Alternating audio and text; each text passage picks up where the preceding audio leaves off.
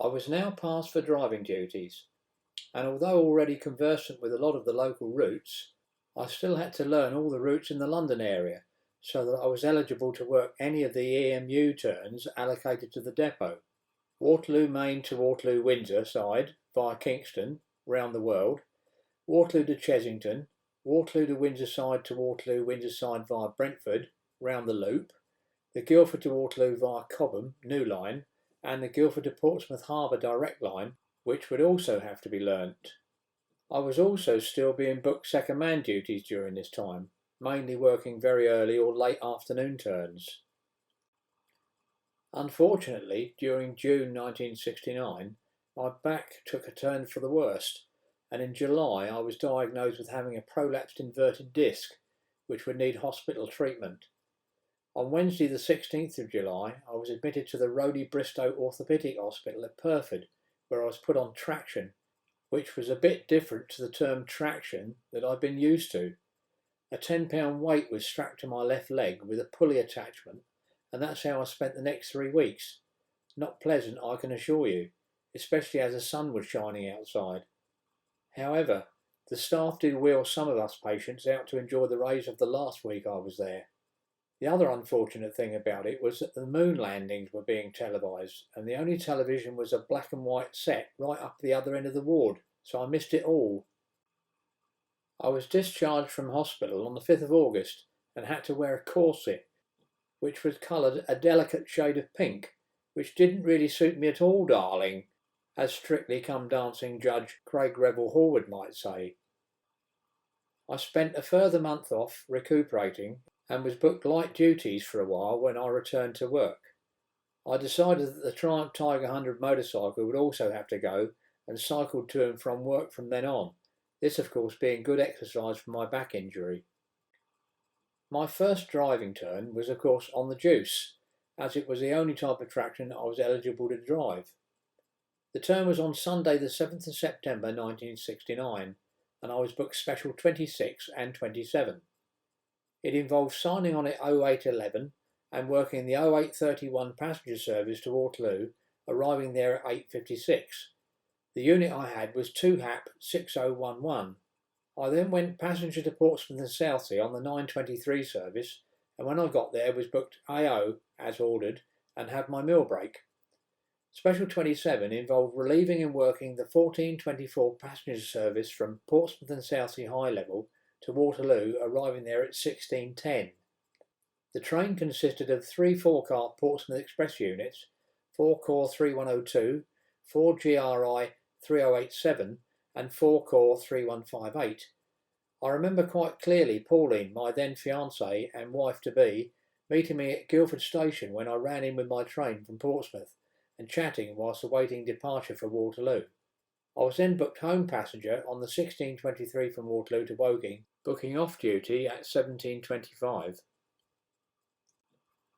On Monday the 6th of October 1969, I was booked to attend Waterloo Southside Training School for 1550 horsepower Crompton training. This course was of a 6-week duration, and for company, Bill Tickner, another Woking driver, attended with me. There were 6 of us on the course in total, the other drivers being from Stewart's Lane, Gillingham, Norwood and Waterloo.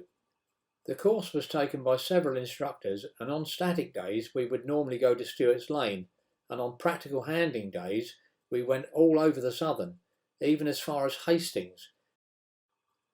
The next set of photographs show the 1550 horsepower Type 3 Crompton diesel electric locomotive interior and exterior equipment.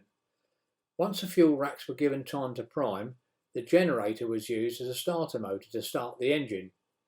The diesel engine then turned the generator to produce electrical current via a voltage regulator to the traction motors. 2 other generators were also utilised, one to provide train heating when necessary, and an auxiliary generator to provide a 110-volt current supply for battery charging and control purposes. Note that each locomotive had to carry paraffin tail lamp to be placed on the rear of the locomotive when running light.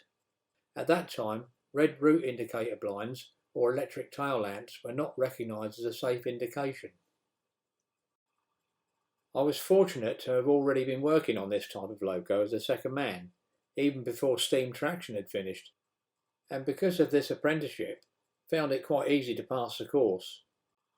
The next two photos show extracts from my course notebook, showing a copy of the drawing that was intricately drawn on the blackboard in various colour shades by Wally Ward, our course instructor for the day. We would then copy this into our notebooks. My effort of reproduction is not so intricate. It's no wonder the course lasted 6 weeks. The next photograph shows the 1550 horsepower Type 3 Crompton's cab layout, this being the Class 33/1.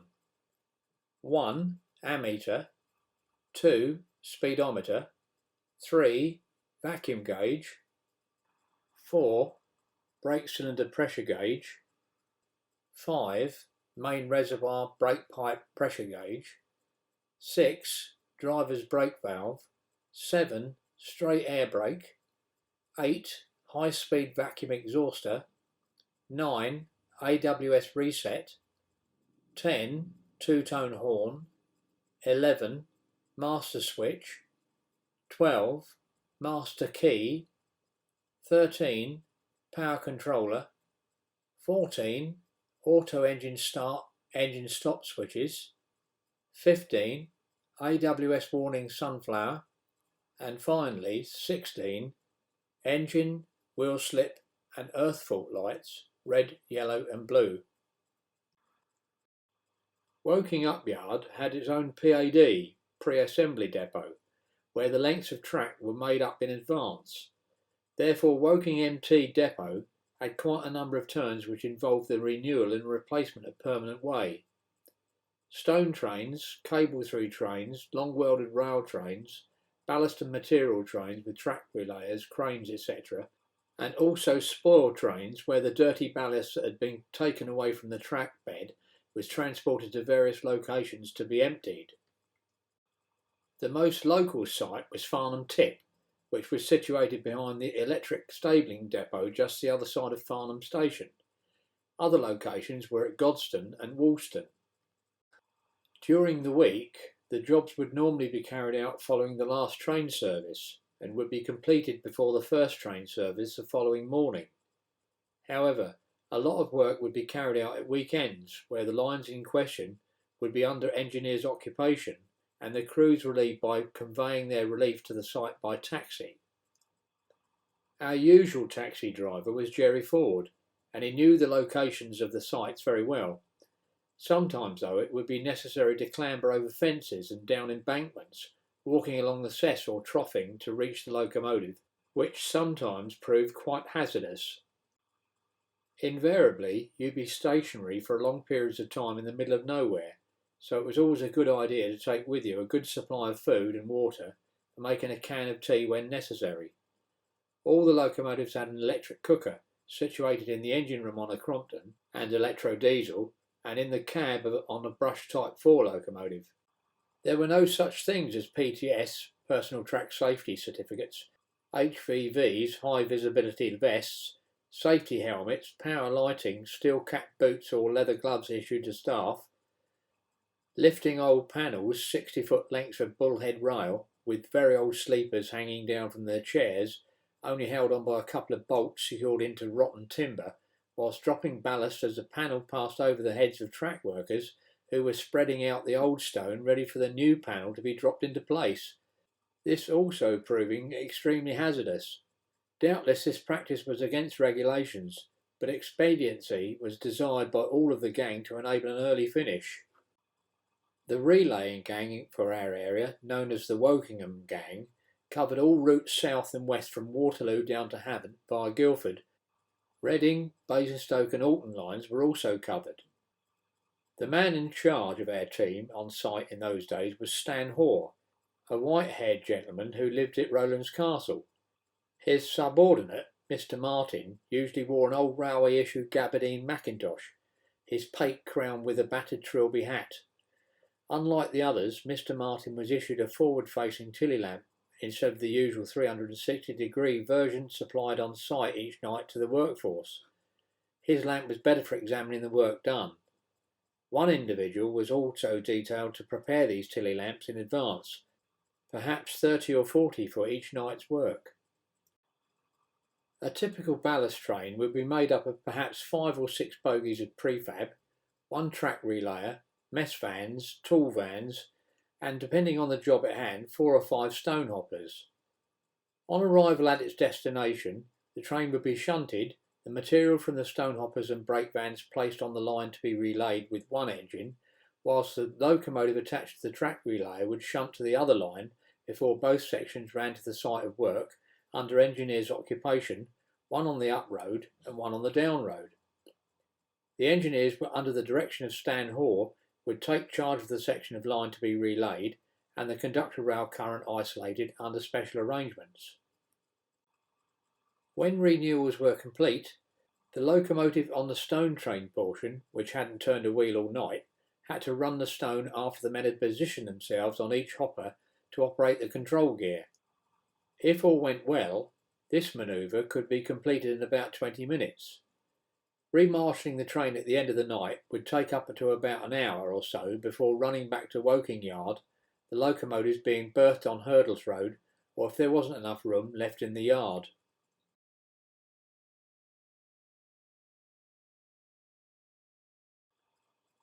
I still had to learn all of the routes, and although I knew most of them, I didn't sign up straight away.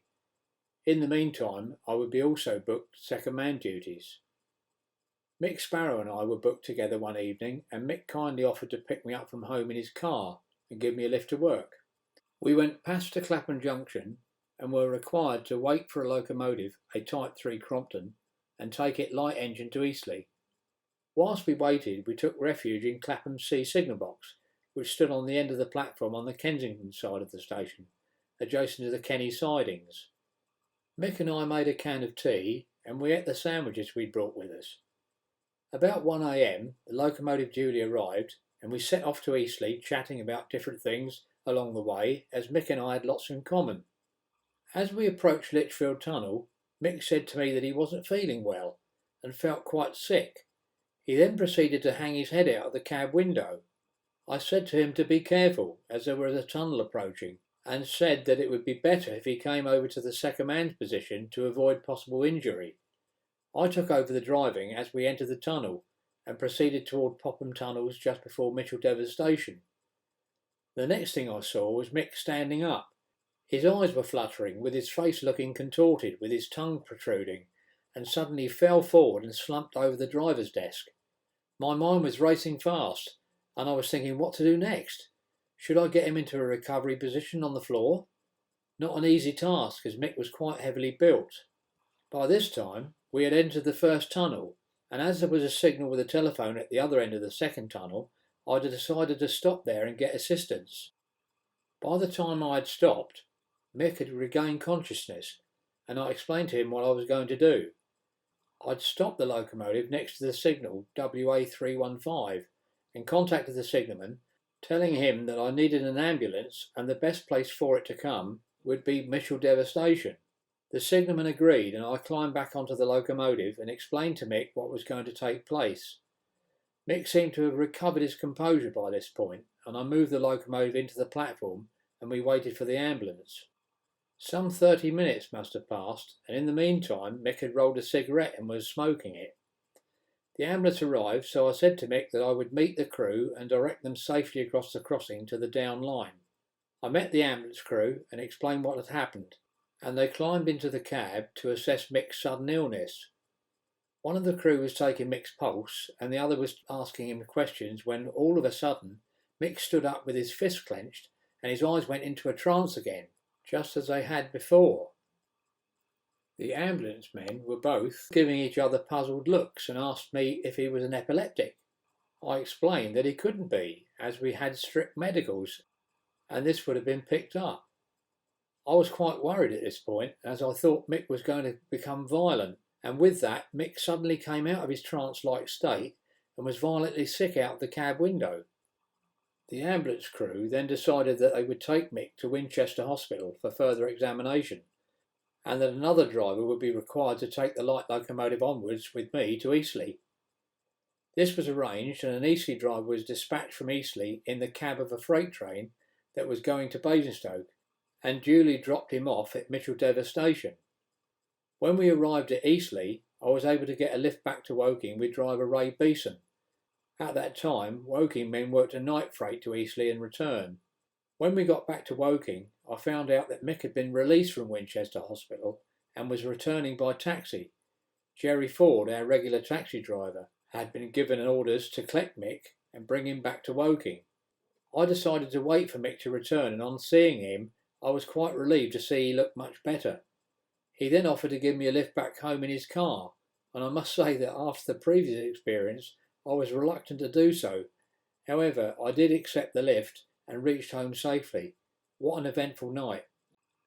One day I was working a juice turn from Woking to Portsmouth Harbour and returned to Waterloo, the train consisting of 2 4-core units, Portsmouth Express stop.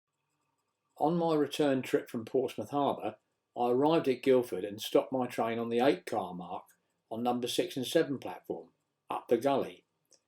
The starting signal was displaying a green aspect, and when it was time to depart, I looked back for the guard's green flag to start my train. On receiving the guard's signal to start, I released the brake and put the reverser key switch to 4 and opened the controller. As I started away, I noted the starting signal's green aspect extinguish, along with the starting signals on platform 5 and platform 8, and then all the signals show a red danger aspect. I made an emergency brake application immediately, and my train came to a stand just in front of the starting signal. I then noticed the facing points in front of me that were set for the up Woking line suddenly move over and set themselves for the up Reading line. I then noticed a down train from Woking running into platform 4, and unbeknown to the driver, his train had run through a pair of trailing points that had originally been set correctly. There was a phone situated in the cabinet below the starting signal, so I contacted the signalman and reported what I'd just witnessed.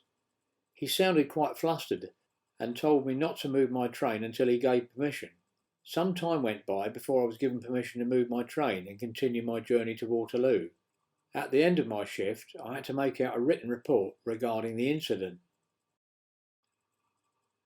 Apparently, it turned out that the signalman was trying to save time and had gone downstairs to the switch room to short-circuit a backlock of some description.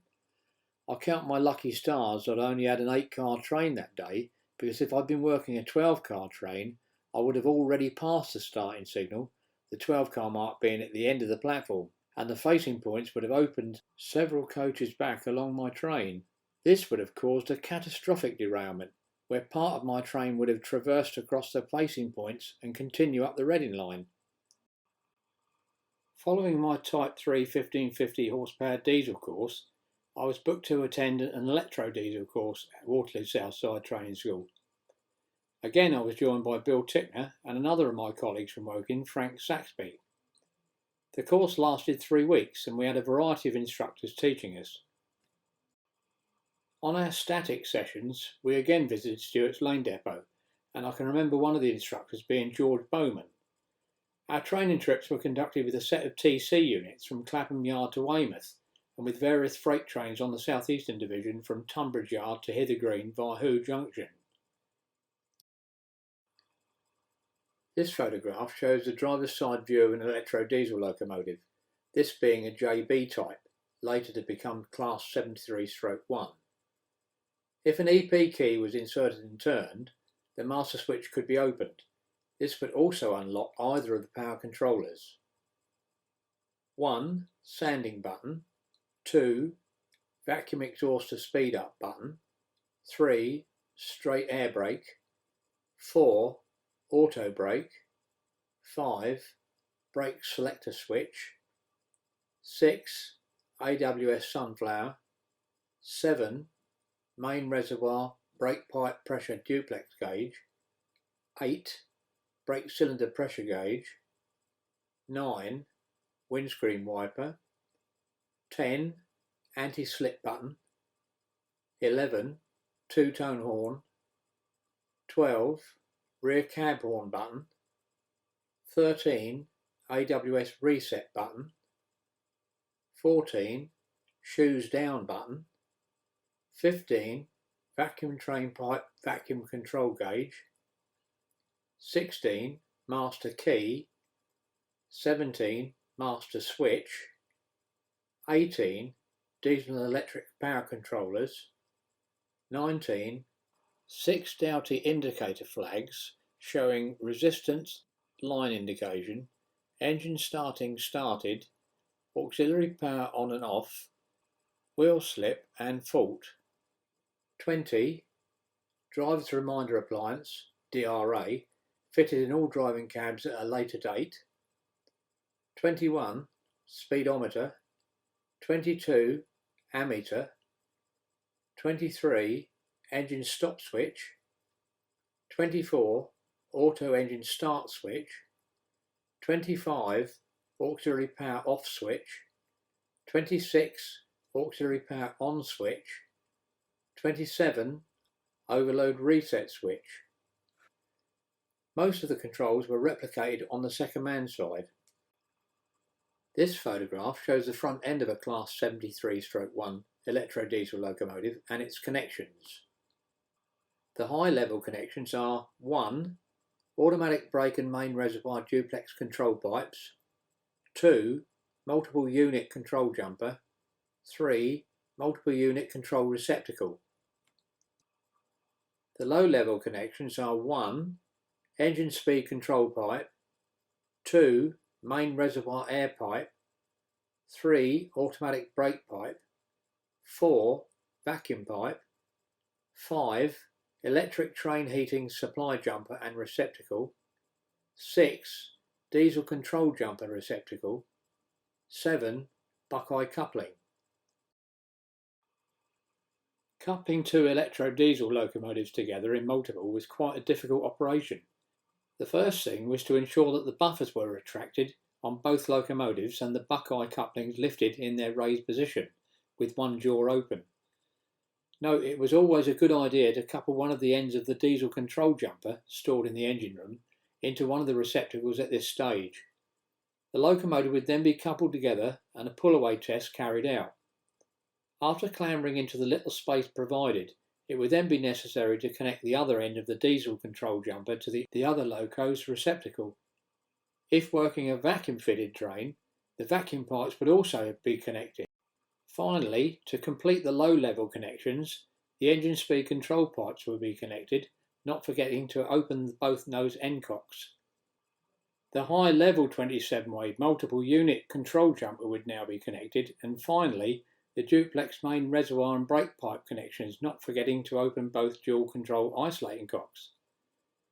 Both locomotives' engines could now be started by operating the auto engine start switch, and once started, power could be applied to both locos by using the diesel controller. Once the electric control was moved away from lock-off to off, both locomotive shoes would lower onto the third rail and electrical power deployed on both locos by operating the electric controller. A total of 3,200 horsepower on electric conditions and 1,200 horsepower on diesel conditions. We had a 2-day exam with our examiner, Wally Ward. The first day based in the classroom with an assortment of fault and failure questions. One of the questions being assisting a failed EMU train with an electro-diesel hauled vacuum-fitted van train. Out of the 12 of the group present, 3 of the drivers failed the first part of the exam. The second part of the exam involved working a loose-coupled freight train with a fitted head on diesel and electric conditions on the South Eastern Division. I'm not sure which route we took. I was only in the driver's seat for about half an hour, and when I stopped at a signal at a station, Wally said that I'd passed the course and I was to make my way home. One of the night turns we had at Woking was to work a van train from Guildford to Willesden via Brentford and Acton Wells Junction, and return to Woking with a similar train. Although I was already passed for driving, I was acting as second man to driver Gordon Ballard for the week, and because the turn involved working most of the night and also involved working overtime, it was a very good paying turn. On the Wednesday, the 3rd of June 1970, we were returning with the train from Willesden and came to a halt at a red signal at Line Crossing, between Virginia Water and Chertsey. We stood at the signal for a few minutes, and I then got down on the signal post telephone to carry out Rule 55, detention of trains on running lines. The signalman informed me that there had been a collision at Chertsey involving the previous train that had been running in front of us and an empty passenger train that had been just leaving the down platform. It was not known how long that we would be delayed because some of the train involved in the collision had become derailed. I think the collision had taken place at around about 05:30 and our guard, John Beeson, volunteered to walk to Chertsey Station and contact our respective wives to inform them that we would be delayed. No mobile phones in those days. After several hours, Control decided that it would be relieved by another set of men, and Gordon and I walked to Chertsey Station, and whilst waiting for our relief to arrive, had breakfast in the cafe outside the station. When I eventually got home and contacted my wife at work, she informed me that the message she'd received from John was, "Mrs. Burch, there's been an accident, but Geoff's all right." You can just imagine how that went down. That week turned out to be the best paying week I'd ever had in my railway career. Total hours work, 100 hours, plus 12 3/4 hours of mileage, a total of 112 3/4 hours. The accident turned out to be a freight train hauled by a Class 74 Electro-diesel failing to stop at the outer home signal at Chertsey and running into the rear of an EPB unit that was just leaving for Weybridge that morning. Luckily, there were no injuries, but several wagons had become buffer-locked or derailed. The locomotive hauling their freight train suffered little damage considering the impact. On the 23rd of March 1972, Graham Barnum, my second man, and I booked on duty at 05:45 AM to take a Crompton locomotive light engine to Stewart's Lane depot to take fuel and then work a van train from Clapham to Woking. After preparing the locomotive, we left Woking Hurdles Road siding and with a clear route proceeded through Woking Station and onto the up-through line towards West Byfleet. With green signals all the way to Berrylands and approaching New Malden, I saw a carriage door open on the off side of a stationary train in the up local platform. I sounded the two-tone horn as a warning and noticed a figure climb down and crouch under the running board of the train.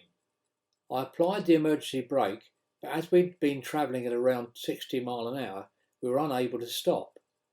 Luckily, our locomotive missed the person by inches and came to a stand some 25 yards on the other side of the station.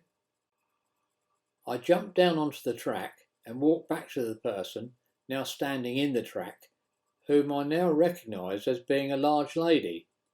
She was in a bit of a panic and was becoming hysterical, not knowing what to do next, and as she was standing in the forefoot next to the live rail and realising she was in immediate danger, I told her to stand still and stay exactly where she was. I approached her and held onto her arms to reassure her, but she took no notice and then placed one of her feet onto the conductor rail. I immediately let go of her arms, and as luck would have it, she didn't get electrocuted. This was probably because the weather conditions were dry and she was wearing rubber-soled shoes.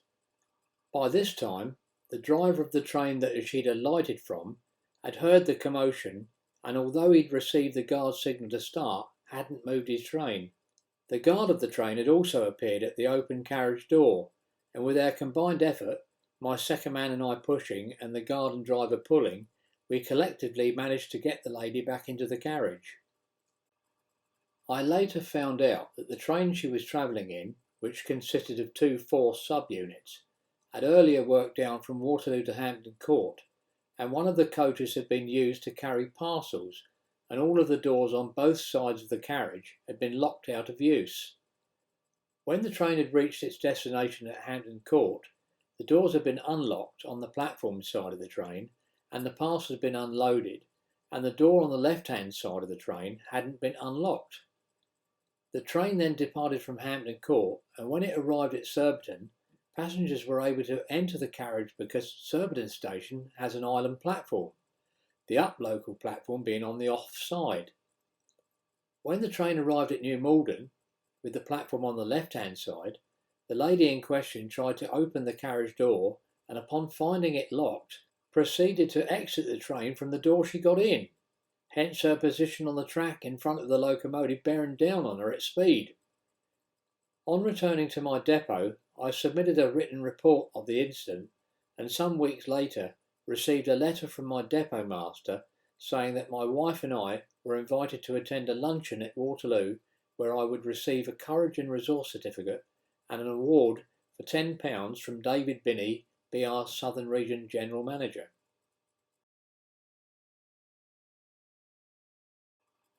Some of the drivers at Woking had previously learnt the Class 74 Electro-diesels, and I was quite often booked to ride Secondman on this type of locomotive. One occasion I can remember quite clearly was working a boat train with driver Bob Stuckey. Bob had transferred to Woking Mixed Traction from Chertsey, where he had been a motorman for quite a number of years. We worked the train both ways, first from Waterloo to Southampton Old Docks, returning with another service to Waterloo.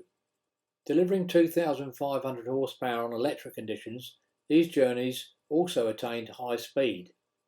The Paxman diesel engine of the Class 74s was marginally more powerful than the Class 73, but was nowhere near as reliable.